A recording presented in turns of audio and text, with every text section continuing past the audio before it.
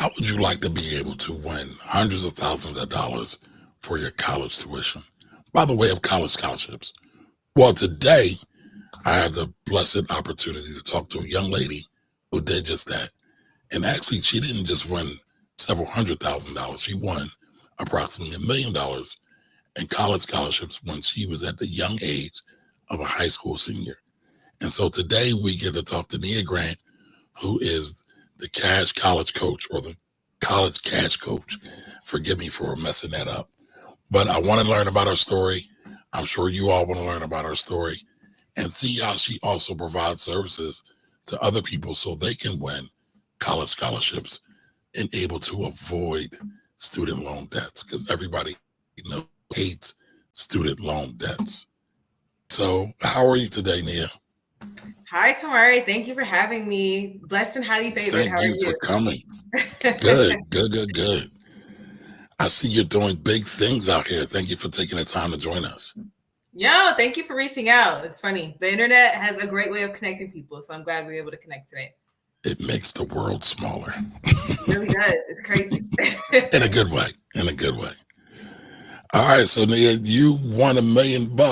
So you are the guru of all gurus for college scholarships. How did you do that? Oh man, let me take it back. Because I graduated college 2 years ago. So this would have been like 2018 timeframe. Was when I was actually looking for scholarships, 2017, 2018. And for all the parents out there listening, you can start applying for scholarships at any age, like even elementary school. There are scholarships Really? available to students. Mm. Yeah, little known fact. So you don't have to wait till you're a senior in high school. But I started my senior year of high school. And when I tell you, like right now, because this is October, if you are a parent of a high school senior, definitely hit the ground running. Now is the time to start applying for scholarships. So I applied to about 80, won about 20, and that's how I got the million. Wow. That's impressive. So you applied to about 80, won about 20. So it was a numbers game for you, I'm assuming, right? Oh, for sure. For sure. Okay. So you did this when you were a high school senior. Mm-hmm. And, I just kind of learned this by talking to you before we went live. What gave you the motivation and drive to even do that? That is a Like, good were question. your parents standing over top of you money for college? You better get these scholarships, or you No. wanted to do this? No, it's funny because I feel like, when you ask, we were talking about this, like with your kids, like a 17-year-old, 18-year-old, okay, like, what do you want to be? What do you want to do with your life? That's a jarring question, right? At Right. 17. It's like, I don't even know what I want to wear to school tomorrow. Like, how am I supposed to know what I want to do with my life? Mm-hmm.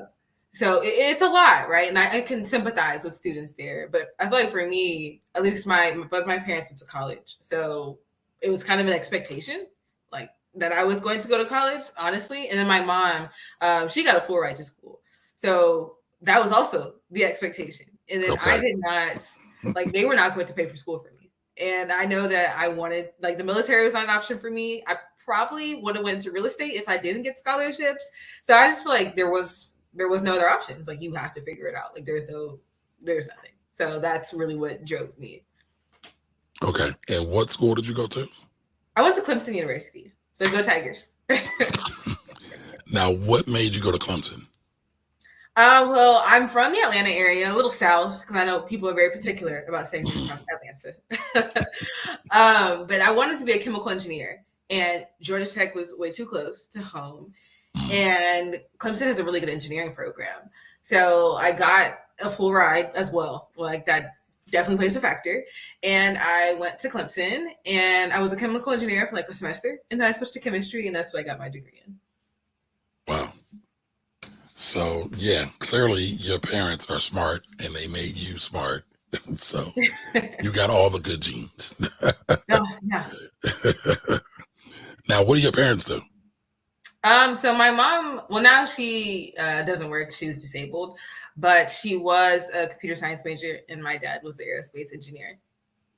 Right. So they're geniuses too, in their own way. Yeah, and I feel like STEM too. Like, I've always been a math and science. I feel like kids are either math and science or like English, arts, history, and that was just I can't draw a stick figure, so that's just not for me.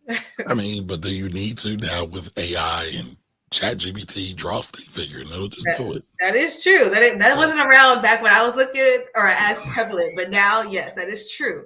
Right. But, you know, like you said, you're out 2 years from college now. It's still kind of fresh in your mind, the whole college experience, I'm assuming. Yeah. It's crazy. It's only been 2 years, but at the same time, like, wow, it's been 2 years. Okay. So what made you start looking, like, what was the thought in your mind when you said, I want to get some scholarships? I mean, I just feel like students, it's really hard to conceptualize what $100,000 is. Right. I mean, because for you, like, you might get, $20 on your birthday here. You might, work a little job making $10 an hour. That's what I did. And it's really hard to conceptualize, like, what having $100,000 worth of student loan debt means. And like Clemson, for example, that was out of state about $55,000 per year. And I'm like, I don't really know what that means as a 17-year-old, but I know that's a lot. And I can't imagine, like, I know someone, their student loan debt is like $3,000 a month.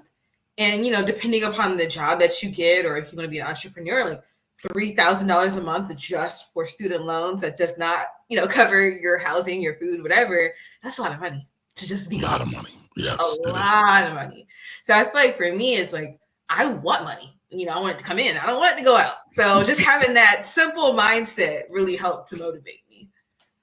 But when you started, were you like, I need to get 55,000 for Clemson? You mentioned 100,000. You got $1 million. Was that the goal from the start? Honestly, not even. It was, like you said, it's a numbers game. On average, so I wrote a book. It's called Fund Your Future, and I go into the book. But on average, students win about 10% of the scholarships that they apply to. Now, I didn't know that at the beginning. I was like, let me just apply to as many as I can. I feel like I'm a metrics person, like I said, like math and science. So I think at first my target was like, 50. And then once I hit 50, I'm like, okay, you might as well keep going. Like a lot of the scholarships that you apply to, they have similar essay prompts and similar requirements. So once you get a couple under your belt, you really can just start flowing. So like I said, I ended up getting to 80 and then started to win some. Okay, so you just went for it. No goal in mind. The only goal was, I'm getting some scholarships. That was the only thought. And you're going to try it. So it wasn't your mom, your dad, your siblings, other family members. It was just you. Yeah. Nice. Me and God. He was like, come on, you need to get to it. So I do a tradition here where we do the air horns. So, you had to say that, right? I mean, you were inspired by God to get that done. And I think that's awesome. I think that's really awesome. So first, do you remember your first scholarship or your first application? I don't know if I remember my first, but I can tell you the one that really hurt me the most. Oh, wow. Okay. I don't know if you want to hear that story, but Yes, I want to hear that story. Fine, let me tell you. So there was a scholarship. It's called the Greenhouse Scholarship. So if you're a senior in high school right now, you should definitely go apply. But it was a $20,000 award, like overall. And, regular application where you write your essays, you have to do the interview, get your resume, all that good stuff. So I was like a finalist. Essentially, I won the scholarship. And do you know there was one more requirement that I needed? Do you want to guess what it was? Let me know. Tell me what it is. A headshot. I had to submit a headshot and I would have won $20,000. And I'm a recovering procrastinator. I have enough self-awareness to know that. Okay. The headshot was due like Friday at like 11:59 p.m. And like Monday at 8 a.m. comes around and I'm like, I forgot my headshot. Like, what do I do? So I sent an email to the organization, explaining I just forgot and, will you still accept it? And my response was, unfortunately, we take this very seriously and we cannot. So I just lost $20,000 because I forgot a headshot. And I don't know about you, but or anyone in the audience, if you had a headshot, would you submit it for 20 grand? So I think the fact that you didn't submit it, it hurt even more. Yes, because I have so many like headshot type photos. That's hurting me. Yeah, just take a selfie and send it. That's all I had to do. Wow. Okay. What did you learn from that? Oh, well, one thing I learned and that I tell all of my students is apply early. Because I had it written down, like the application date and everything, like all over the place. But obviously that didn't work. So I would say apply early. You know, if the deadline is the 30th, make your deadline the 20th and Hmm. stick to that. Okay, so if that was a scholarship that hurt the most, which one of the scholarships you won gave you the most joy? Mm, the most joy, I would say, is probably my biggest one, and that was the Gates Scholarship that I won. Mm. And how much was that for? Do you remember? So the Gates Scholarship, it's kind of like the daughter of the Bill and Melinda Gates Scholarship. Hmm. They changed it around a little bit, but that one is what they call a last dollar scholarship. So essentially, whatever your bill is, they'll pay. So whether that's 10 grand or 90 grand, it pays it. You remember what your bill was? The last bill was like 220, I think, in total. Two So hundred twenty thousand. yeah, like all 4 years was about 220,000. Oh, so they paid all 4 years. This Mhm. isn't. Wow, nice. Yeah, yeah, because there's different scholarships like renewable versus non-renewable, whether it's like a semester or a year, but that wasn't renewable every 4 years. Okay, okay. I mean, that's a big jump, though, right? So you went from a $20,000 loss, right, for no headshot, and then you got, roughly 220. So you 10x your loss. So Yeah, I would say that's pretty awesome. I didn't feel like it at the moment, but I guess looking Right. back, yeah. There are some people who don't make $200,000 throughout their career. Wow, yeah. I mean, so And to imagine me, having that in debt, like $200,000 in student loan debt when you graduate. right. Wow. Yes. Yeah. So you have absolutely no student loan debt at all. So do you plan on doing any post grad work or anything? No, I don't see myself wanting to go back to school. Like I have a couple of friends who are getting their masters or like veterinary school, and I hear them talking about their tests and studying, and I don't want to do it. So I You're don't like, think no, so. I'm cool. Yeah, I'm good. Hey, I mean, but the amount of freedom you have because you don't have that burden and you have the education. So it's almost like a double whammy, so to speak. So you got the education, you didn't pay the bill. Well, you did pay the bill, you worked for that, but meaning you didn't have to go and get student loans. So now you're student loans free and you're out here living your best life, I'm guessing, or at least you Yeah, should be. yeah, trying to every day. Okay. Okay. Now, what was your K through 12 schooling like? Were you always like an honor student doing AP classes? Did any of that factor into you being able to get your scholarships, or was it just because you applied? Yeah, I would say K through 12. First, I moved around a lot to like a bunch of different schools. But I feel like the one thing that was consistent was I was always a part of like the gifted classes. Like you said, your son, the gifted and talented classes, or even the AP classes. So I did have a high GPA when I graduated, and that definitely helped out, especially for like the Gates scholarship. That one's very competitive. Like 20,000 students apply, like 200 students win. So Mm, yeah, so I was like, what, 1%? So I understand like those types of scholarships are not realistic to everyone. But like there's this one student, I think she goes to Georgia State, and I helped her find a scholarship to apply to. And a lot of times you don't apply you don't win because you don't apply. And you don't have to have a 4.0 GPA. Like there's so many scholarships out there that either like low GPA, like a 2.0, or no GPA, where they don't really care about that at all. They care about your character. mm. So if you were going back high school, grade school, would you do anything different? Would you take different classes or volunteer more? Mm, I don't know. I mean, I feel like from a personal perspective, I'd probably do some things differently. Because I moved around a lot, it was a lot harder for me to like build friendships and stay up to date with people, like sports, things of that nature. So I Mm. probably would have invested a little bit more time on the personal side. But like from an academic perspective, I don't think so. I mean, maybe I would have took an AP test because I took the class, but I didn't take the test. So yeah, other than that, no. And I was saying to get you more prepared to win even more scholarships. I mean, what you did is phenomenal, right? But you applied to 80, 120.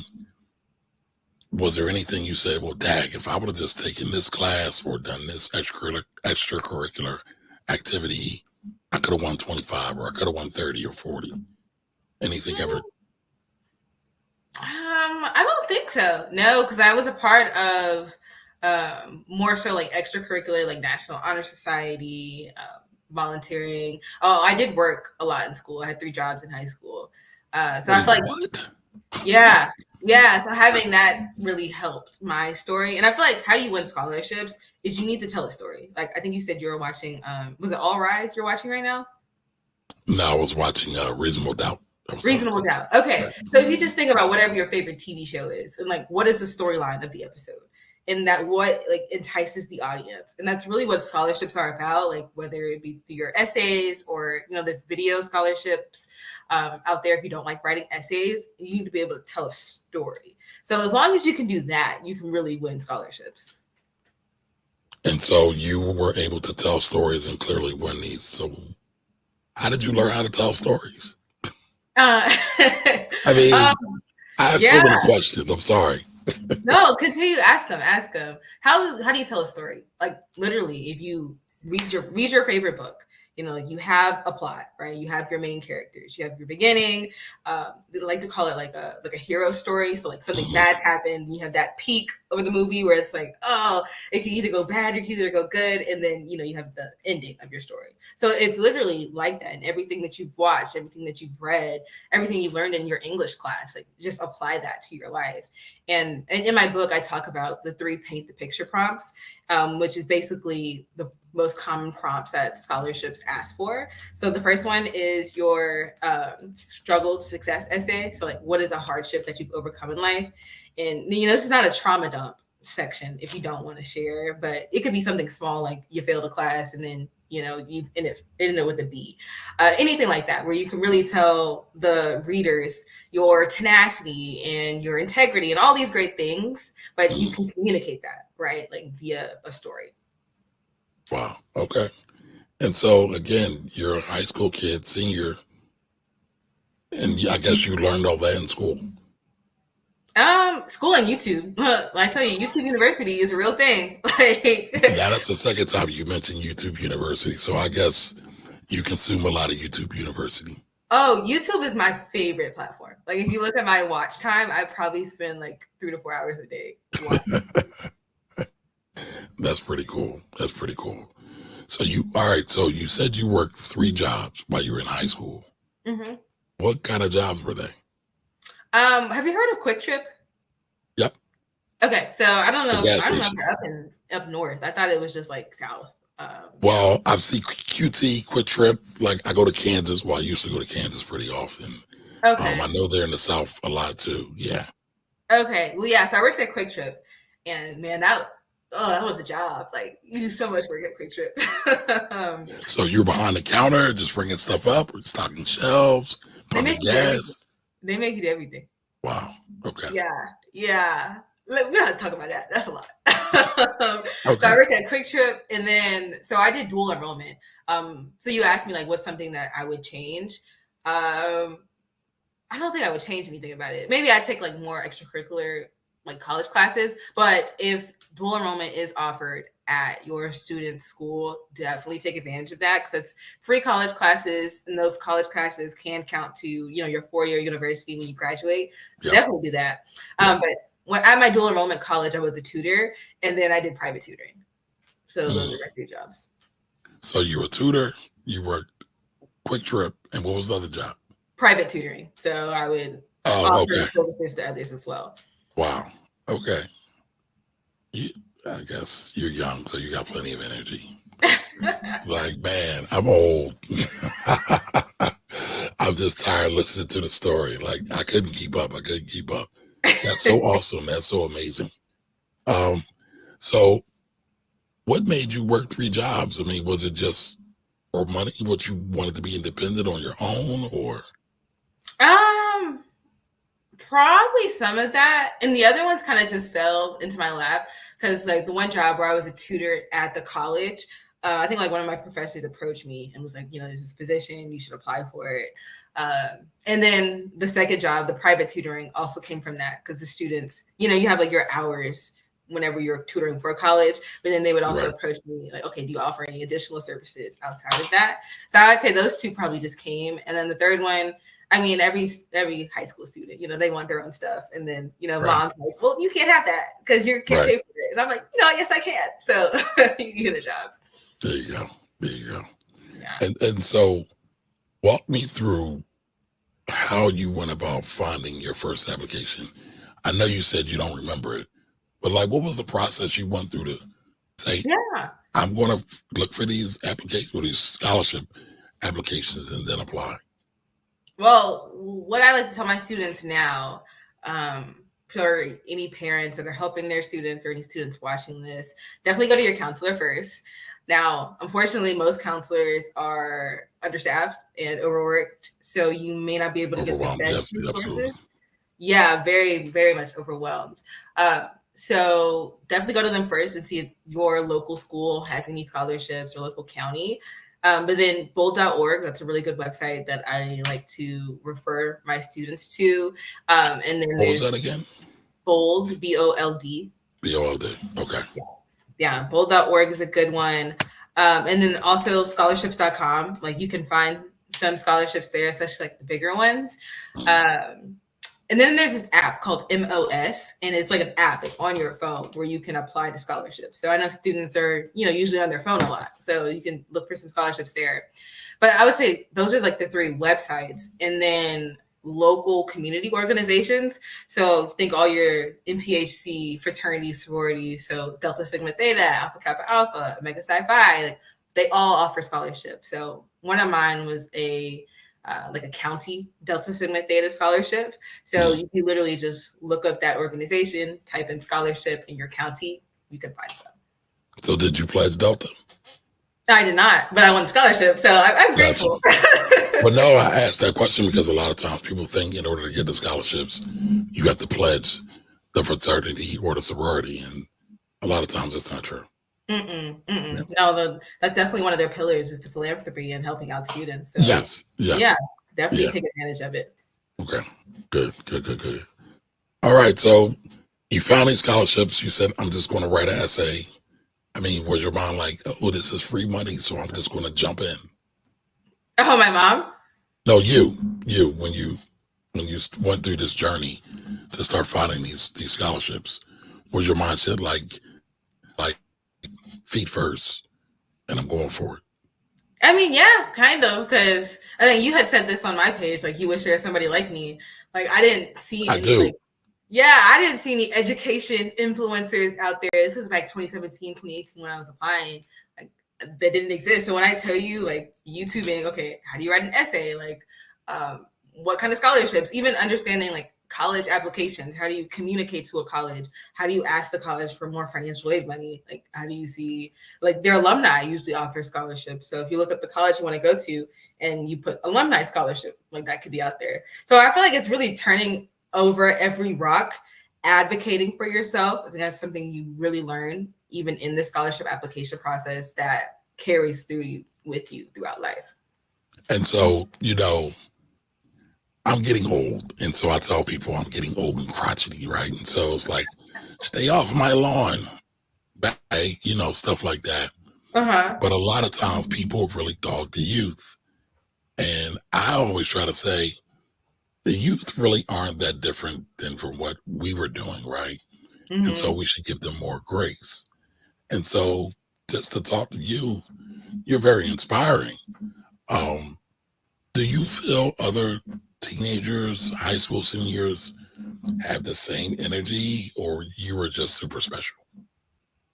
I feel like they can have the same energy if they want to. And sometimes it's consistent, sometimes it's not. But I feel like for me, even when students reach out to me, I don't offer one-on-one consulting just because it's a lot to deal with a whole bunch of people. But if someone like I had a student who like professionally reached out to me, they are in high school, sent an email, sent a follow-up email, and it's like, wow, you're setting yourself apart, even if it is a small professional email that's spelled correctly and capitalized, no emojis, you know, like, wow, you really set yourself apart. So even if it is something small, I feel like every student can and should at least put it into practice, especially during, you know, the scholarship to application phase. That special energy, you definitely should practice it. I mean, but you know, we don't hear about a lot of youth taking advantage of scholarships, but it is something everybody could do. Mm-hmm. Why do you feel that is? Why do kids? I don't think it's cool. You know, like scholarships are not sexy. Like they're not. They're not the fun thing to do. Listen, it's sexy to me right now. See, but it's like, how do you communicate that to the kids? And honestly, that's still something I'm trying to figure out. So that's why I go on platforms like a TikTok or an Instagram, like where the kids actually are, and Right. try and entice them in ways. Because what's gonna catch? Like, I'll ask you, what catches your child's attention? Like, what makes them want to listen? Fear. No, food. Chipotle. Okay. And Chipotle is not a sponsor here, so I'm just being honest here. What gets their attention? Marvel, comics, movies. Mm-hmm. Those are some of the most engaged. Like me and my son. So my son is a senior, and he's very much like me. He can be very argumentative. Mm-hmm. I've been told I'm argumentative. I don't know if I agree with that, but that's what I've been told. Me and my son will debate movies all day long. Mm-hmm. Like, for example, we went to see Batman, the last one. I didn't like it. He loved it. I said, this sucks. We had an hour-long debate over that. So he gets excited about that too. My daughter, because my daughter and my son, they're Irish twins. She's 16 or 17 months ahead of them in age. But they're thick as thieves. And so at some point, she's just like, well, you two stop. I don't want to hear this anymore. Who cares? So, but she also talks about the movies and things like that as well. My daughter's also really excited about dance. Okay. My son's very excited about robotics. Like when he does his robotics, he's very locked in. So you asked me what would get kids excited about scholarships. I think free money. I know it's not free. You got to work for it, but I think that's how a lot of people view it. I think a lot of people view it as free money. And it's like, how I got a free $1 million. I mean, it's not totally accurate, but you can add a little sizzle to the marketing, just a little bit. Yeah. I mean, especially when you got people out here straight up lying on social media. Yeah. So I kind think of having that. take a little license. Yeah. Yeah, a little tagline. I feel like it's understanding what motivates people, gets people excited. And we had talked about this earlier. What do I want to do with the business?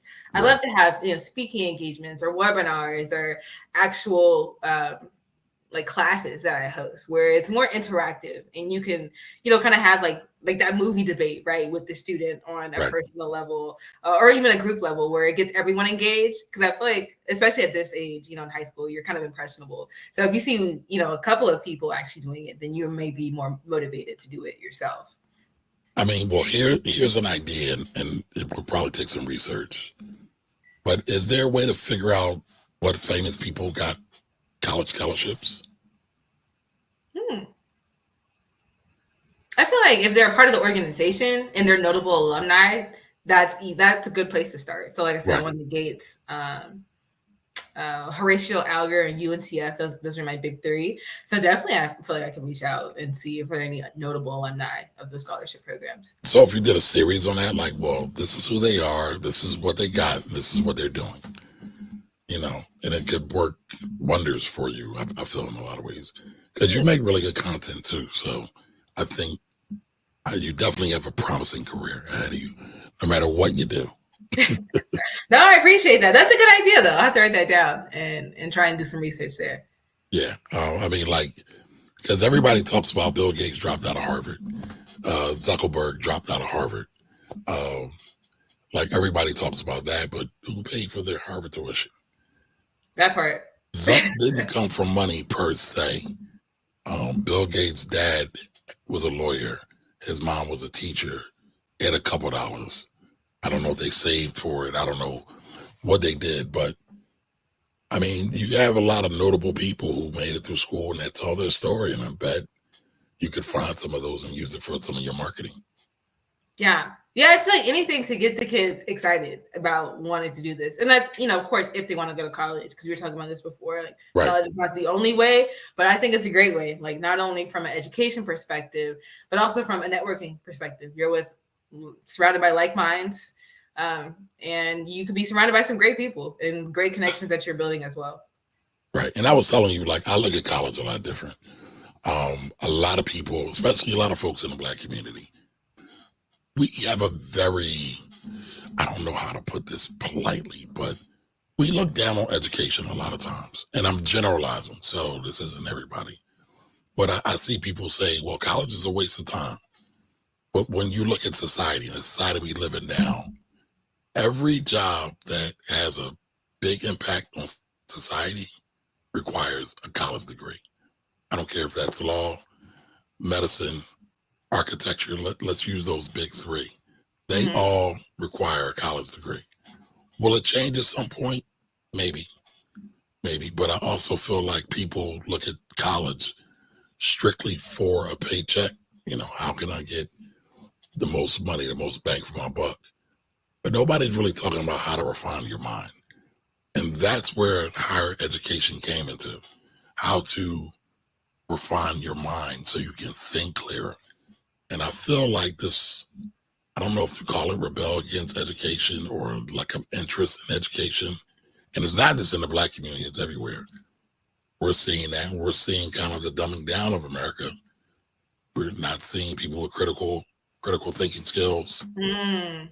When you look at everything that's going on with Diddy, Bill, Jay-Z, Jack Wright, people really believe a lot of this stuff. And some of it may be true, but some of it, they're not using critical thinking at all. And it's actually kind of scary. It's kind of Yeah, scary. critical thinking, that's a big one. And when that question you asked me about what would I change in high school, I feel like not even just high school, K through 12, I could have changed because I what is it, like Montessori schools? I think they're a little bit different to where students actually have like a choice, right? Like you Yes. can actually kind of create some education rather than just regurgitating stuff for a test so you can Right. pass to the next grade. So I feel Right. like college is, I mean, and not all the way, but your first experience that's different from that K to 12 where you kind of get to think on your own. You're more Right. independent of a thinker. And I think independent thinking is something that you really should practice. And we were talking about this. I feel like school, if you just go to get an education, like you're only getting like 40 to 50% of the college experience. That other 50 to 60% is how can you think independently? Do you want to start a business? Do you want to study abroad, volunteer, get a job, all these different things that college allows you to explore, you should be exploring while you're there. And it's funny you say that, right? Because I feel the people that complain the most about college and the cost of college are those who did not take the greatest advantage of their college experience. They didn't do the internships. They didn't try to travel abroad. They didn't try to, go see their teacher during office hours. They didn't go the extra mile. Yeah. Um, they partied, and that's cool too, because that's a part of the experience. But they didn't really try to focus on learning anything. Yeah, outside of the classroom, because you're not just trying to take a test. Like you said, Right. internships. I had an internship every year or every summer that I was in college. Like Fortune 100 companies, like, and even my job almost has nothing to do with my degree. Like, and a lot of my internships have nothing to do with my degree. So it's not just Mm, what you learn in class, but some of the right. things that you're actually like learning outside of the classroom that you can Right. explore because you're in college. So what do you feel was one of your biggest, I don't know, gems that you got out of going to school? Hmm. My biggest gem that I learned how to go into school was probably communication. And Mm, I feel like in college, that's your first time that you really get to communicate with like a superior, like an authority figure on kind of an equal level, right? So like your college professors, while yes, you are a student, like you don't have to go to class. Like it's not like you're like a truancy charge if you don't go to class. So you have to really show up and advocate for yourself. You need to communicate. Like you can go to deans and higher ups and presidents. Like you can talk to people, and it might sound kind of scary as like an 18-year-old, 19-year-old, but you're there. Like you have a right to be there. So show up. And I think that's the biggest thing that I learned. To show up for yourself or to communicate, or both? I feel like you show up for yourself by communicating. So I feel like they're correlated. Okay. I mean, they're definitely correlated. I totally would agree with that. And as you said that, I started to think like you said, college is usually the first time children are able to ascend to adulthood and then communicate on the same level as the authority figures. And I think that's also part of the reason why we see more people advocating for themselves or protesting on college campuses. In the past, we don't have as much of it now, especially with a lot of the pushback. They're trying to quell that, but I'm guessing with all those things are kind of at the same time, that's why that happens, or part of the reasons why that happens. I never thought about that. That's a good point. Like this is, like you said, kind of kids or young adults' first time to really use their voice, Right. and understand what that is and what that means. Right. Yeah, I mean, because it can be powerful, and it's like, oh, I got this thing called a voice. I can speak up, and nobody's going to ground me or nobody's going to beat me, so I can say what I want. Right. Yeah. And so they're like, I'm going to use this tool now. I'm going to exercise this tool. Yeah. And that really is that big 50 to 60% of the college experience. I remember hearing Bill Clinton. I forget, he went to some school. I want to say it was in Arkansas. I forget what school it was, which college it was. But he made a note of writing down the numbers and staying in communication with everybody he met. What? So he was already networking. So how many people are thinking like that when they're in school? Not enough. And I mean, not saying that we have to be like Bill Clinton. I know somebody's going to say something smart about Bill Clinton, but I mean, when you think about that, right? He made a conscious effort to stay in touch with his peers, his friends, and then he was able to become governor. I think he was a couple other things. He became governor, and then he became the president. That's very, very powerful, in my opinion. No, agreed. And I was just watching this video on TikTok, actually. It was about social capital and gaining social capital in college. So even if you're not talking to, like you said, writing down everybody's number, but like for me, for example, where I'm from, like, I'm not going to say there's no millionaires in my family because I think my mom was in real estate. So she foreclosed a lot of houses. But, at her peak, she was probably a millionaire. But like right now, I can't say I know people who have like multi-million-dollar net worths. I got to be honest, I just don't.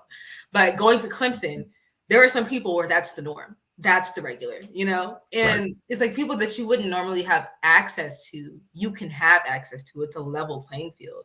And like I have a contact who, they sold their company for $35 million. And it's like, I would not even know what that means, but because I went to college, because I did network, I did communicate, I can speak to, adults and authority figures. Like it's more normalized. So I feel like you definitely need to be networking, communicating with as many people as you can. And for Black people, especially. So Clemson's a predominantly white institution. I feel like you're easier to like stick around your own people, stick to what you know. And that's a good thing. You should. But at the same time, expand the horizon because not everybody's Black in this world. So communicate with people who don't look like you or don't know anything about you. And, that can help you out in life as well. I mean, I think communication in general, like you said earlier, is very, very powerful. But you just said something I think a lot of people don't think about when it comes to the college experience. It's leveling the playing field. And, you made a point about pointing out that, not all Black people are going to be able to stick around Black people. I'm a big HBCU fan. Now, I went to Temple University, which is a PWI. A lot of people think it is an HBCU, but it is not. Sorry to tell y'all that. But here's the other thing, right? Even with going to HBCUs, you get to meet people from various different backgrounds. And so you're still broadening your horizon. Same thing in the PWI. If you meet a black person or white person, it's still different backgrounds that you get to meet. And it's so, like you said, it's leveling the playing field. And then you get access to a lot of these people that you wouldn't have gotten access to if you just stay at home a lot of times. And sure, you could be a great networker at home, but the question is, are there other people there pushing you to think different, act different, and be different? Yeah, because we're all going through the same thing in college. Like we're all trying to pass the final or study for the test. We're all in the library. So you have that common ground with a lot of people. That's a great conversation starter. Like you said, no matter your background, whatever is your first language, your social and economic status. So that's why I feel like college is just like a great way to explore. And if I could go back and do all 4 years again, like I don't have any regrets, but I probably would just take advantage of everything that I possibly could. So I know for me in school, I wish I would have traveled abroad. The world is changing. The world is flat now, right? Not the flat earthers, but in terms of business, you can do business damn near anywhere across the globe because of this thing called the internet. And then now we have this thing called social media. What would it be like, though, to actually go to China and learn Mandarin and then potentially be able to do business there and do maybe, I don't know, import export from China to the US? This is a possibility. I mean, that would have been awesome, in my opinion. Or go to Africa or anywhere just to see how they do things differently. And how could I then bring some of those learnings to my everyday business here in the States? I mean, that's one thing I wish I could have done. Oh, don't even get me started. What? Because I went to college, I graduated 2018 to 2022. And what was that big event that happened, Right. between those years? Yep. So I was supposed to study word. abroad. Yeah. See, that C word, 5 letters, really hurt me. Hurt me bad. Right. No, I did get to, it wasn't study abroad, but it was a volunteer abroad. I went to Dominica, which is this island like 100 miles south of Puerto Rico. And, I did that through my school. So again, like kind of taking advantage of That's one of awesome. opportunities. Yeah. So I guess that was mainly a broad experience, but man, I would have loved to. And the Gates Scholarship would have paid for it. But, Rona messed it up. Well, that's amazing. That's amazing. So tell me about the business that you're building now. Yeah. College Cash Coach. Tell me about that. Yeah, I would say it started really after I graduated, because during school, I would tell people, I got scholarships, I'm doing my internships. I think that really piqued a lot of people's interest, because I had a 6-figure job offer by the time I graduated, or before I graduated. And like you said, like sometimes college is not just about the paycheck, but that 6 figures is nice. The paycheck's nice. Yeah, the paycheck's nice. Yes. I'm not saying not to get the paycheck. That's not what I'm saying. Yes, very big correction there. Yes. So a lot of people would ask me, like, okay, how do you do it? How can I do it? What should I be doing now? And I would get all these questions, and I would help. But at the same time, like, I'm repeating myself a lot. And, I graduated, and like I said, I feel like I'm blessed with the story, but like nobody's really breaking it down or communicating in an actionable way. So that's where, like, God came to me and was like, NiA, get off your butt and like make it happen. So that's where College Cash Coach really was formed. And my tagline is, I help students earn cash before, during, and after college so they can graduate debt-free while building wealth. And that really stems around scholarships, internships, and then really communication and networking. And that's how you can live a successful life and let college be a great first start. Nice. That's very powerful. That's very powerful. Now, what was the 6-figure job that you turned down? What was that doing? Was that chemical engineering? No, it's funny. Like I said, my internships, only one of them had to do with my major. So I was a chemistry major. And my first year, I was working at a lab with the Department of Energy. And from that, learned very quickly, I don't like lab work. Like, it's just not for me. I can't do it. And then after that, I did a marketing internship at Procter & Gamble. Quickly learned I don't like marketing, but that was my first like delve into corporate and understanding like how do you navigate corporate world. And as a 19-year-old, again, like how can you talk to an authority figure on like the same level, Right. And then after that, I was at JP Morgan. So in like the credit and finance space, and I was up in Manhattan for a couple of weeks, and that was fun. And that's where my job offer came from. So what was the offer for? Like what position? Credit risk analyst. So can you? I mean, so I don't talk about this a whole lot, but I used to be an institutional money manager, i.e., I would trade stocks and bonds for people on Oh, Wall cool. Street. So can you explain to people what a credit analyst is? Can I? It was so long ago, but yeah, I think I can. Okay. It was crazy. So I was in the real estate team, and JP Morgan, really big financial institution, deals with a lot of different sectors. So essentially, I would look like balance sheets, or like statements, read companies' 10Ks, the 10Qs, and understand from a like risk perspective, should we lend the money or should we not? Like that was essentially what my job was, and it was crazy because I feel like being at JP Morgan. This is what I said, just opening your horizon. That's what I think college can do. Like when I tell you, I've never seen so many zeros before on like some of these people's like balance sheets. I'm like, is that even possible? Like, how are they doing it? And then like when you're at JP Morgan, or I think this is even public information, some of it, it's like you can see what they're doing to get $1 billion or have a $5 billion investment. And now, granted, as a college student, you probably don't have $5 billion, but maybe you can minimize that and you can make your first 5,000 Right. or your first 50,000, Right. and then just accumulate from there. Yes, that is all true. That is all true, and you can see it. It's all public information for the most part. A lot of it's public information. Mm-hmm. Like you mentioned, the 10Ks and the 10Qs.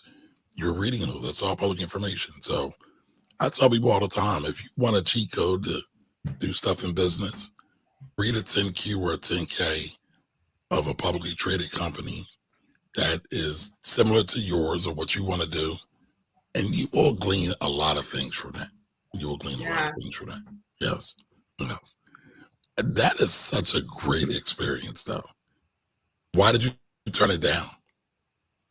I turned it down because I learned that one, like just the money is not everything. First off, I think having like that 6 figures is like, oh, what? Like 100K? Like when I just graduated, that's amazing, right? But then also take into account you'll be living in Manhattan. And do you know what the cost of living was like in Manhattan? So, astronomical. Exactly. So that 6 figures dwindles down to 5 real quick. So I think that was number one. And then number 2 was work-life balance. Like when I was there, like actually in person, and I'm glad. So if you do an internship, try and go up there in person at least once. You can understand what the company culture is like. And like I think it's a great company to work for.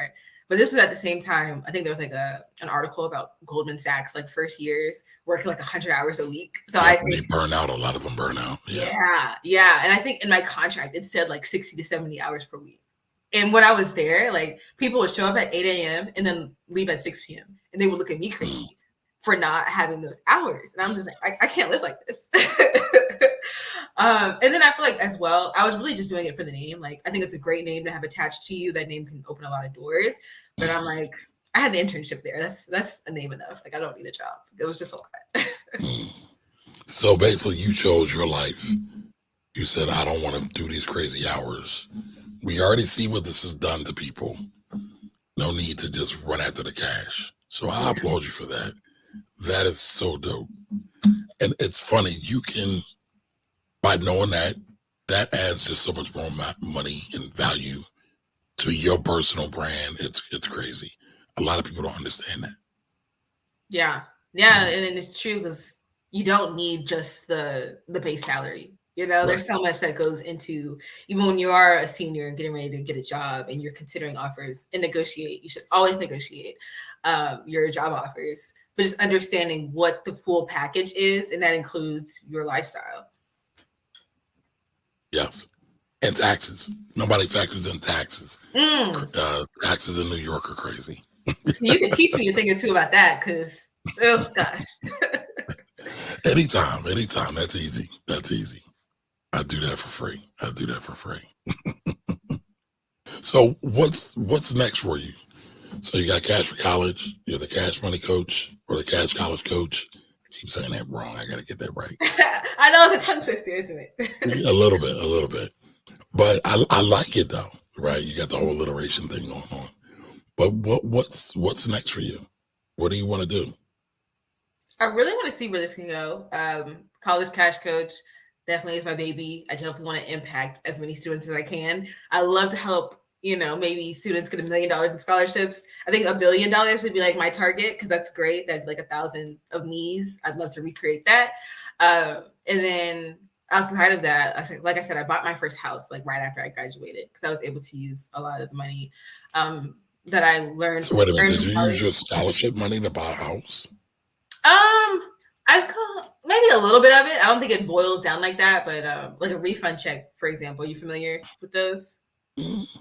Okay, so for those who may not be as familiar, but essentially a refund check is you get all the scholarship money, or tuition is paid and bills are paid, and then you get to keep the rest up to the cost of attendance, which is like I said for Clemson, it was like 55,000 was the cost of attendance. So all that money was mine. So essentially, I'd be getting checks for like $8,000 a semester. Now you have to pay like your rent and all your other bills, right? But then if you're living financially, below your means, you're kind of savvy with it. You have some money left over. So I would say it was scholarship money, maybe like refund check money, internship money. And then I did some investing in college too. So that's what helped me buy my first house. Where did you get the money to invest in college? Was it just Uh, scholarship money? Did you work for it? Quite a quick trip. Because I tell you, I was working. Like I'd work like 40-hour Oh, so you weeks. were still working at, wait a minute, wait a minute. So I wanted, this is a point of clarity for me. Okay, You go had ahead. art, you had over $1 million in scholarship money in your high school year. Mm-hmm. You were already working at Quick Trip. You continued to work at Quick Trip while you were in college. No, No, okay, all right, no, no. I had to stop that for my okay. mental I was health. about to say. So you saved money up though from Quick Trip. Yeah. So when you asked me like why I had so many jobs, like I wanted to buy a house. Like I said, my mom was in real estate. So my goal was actually to buy my first house by the time I was 21. Didn't quite achieve it. I was like a couple months shy. Um, Oh, I know. It really hurt me though. It really did. but wait a minute, wait a minute. I gotta give you the air horns for that. That's a major accomplishment, though. That's a major accomplishment. Don't be hard on yourself. Oh, thank you. But it's so hard. But thank you. um, what was I saying? Yeah, and then just having like financial discipline. Like when I tell you, I'm the type of person I'd rather get a can of tuna than go get a 4 for $4 from Wendy's. Like that's just who I am. I don't like to spend money, and that's a good thing and a bad thing. So I feel like having that discipline all throughout my life, honestly, like I'm just starting to get out of that, really helped me to be able to invest and save money. Okay. Okay. So, what kind of house did you buy? Was it a single family, multi-family? Single family. Okay. And you're enjoying it? You plan on buying more real estate? Yeah, I do. So, like to get capital from, like my business, job, etc., and eventually and be a real estate investor and then not Okay. have to work. Like that'd be great. Or like work because I want to work. I think that's the goal. Got you. So, it sounds like you're about to become the next big real estate mogul. You know what? Speaking into existence. Yes. I mean, you're putting, you put all these things in front of you, you're knocking them down and you keep going. So that's awesome. That's awesome. Yeah. And just teach other students that it doesn't matter what your goal is. And for some people it's not to be a millionaire. And like that's okay. You can still achieve your goals and just understand how college can help you get there. Right. I mean, but the fact that you were able to go to, I mean, because Clemson's a pretty good school. You got to go to a good school, debt free, and now you're living the life of the dreams of many a young person. Yeah. It's possible. It's possible, y'all. Like Yes. they're on the other side. Yes. Okay. Okay. But like you said, it's a numbers game. So you started with 80 applications, and now we're here now. Got 20 scholarships approved, or 120 scholarships. Was able to graduate, was able to work abroad, which is very impressive, and then do internships. So you're not the person I'm talking about that's not happy with college, right? It seems like even though we had to deal with the 5-letter C word, you still had a good college experience and you leveraged it for what you wanted. Yeah. Like I said, if I could go back and do more, I would have. But no, I'd say overall I had a pretty good college experience and most of that did not come from class. I can tell you that for a fact. It came from outside of class, building those relationships and finding the opportunities. Gotcha. Gotcha. So feel or understand or know, can you get college scholarships for grad level at the same way you did for undergrad? Or can individuals do that rather? Same way as in like apply to them? Yes. Well, research, apply, secure them. Yes. Oh, for sure. So many scholarships, like I think, what is the statistic? Like $100 million worth of scholarships just goes wasted every year. Because Are you serious? yeah, they're not applied to. So, if I'm organization X and I have like 50 grand set aside for, scholarships for students, if nobody applies, that 50 grand just goes back, or I roll it over to the next year, or whatever it may be. But yeah, like the opportunities are out there. In fact, I've heard, at least for like a PhD, like you should not be paying for a PhD. And even like just other grad school programs. I have a friend who's in vet school. One is in med school. Yes, they got scholarships. I had one who stayed back, got his master's. That was free. So yeah, you should try and find as many as you can, and just look. Turn every rock over. It'll be fun for you. I just thought about this. Everybody loves a good challenge. Ooh, okay. Maybe you do a cohort of people to do, I don't know, how to get the most college scholarships and kind of make a reward out of it, or make it fun for the person who gets the top amount of scholarships awarded to them. Oh, I like that. I mean, just to make it fun.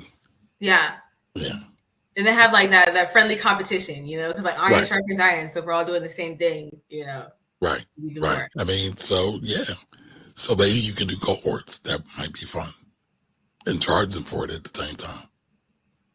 People just keep bringing all the ideas. I don't know if you could charge a percentage of the scholarship you get out No. of it, but definitely some of the research.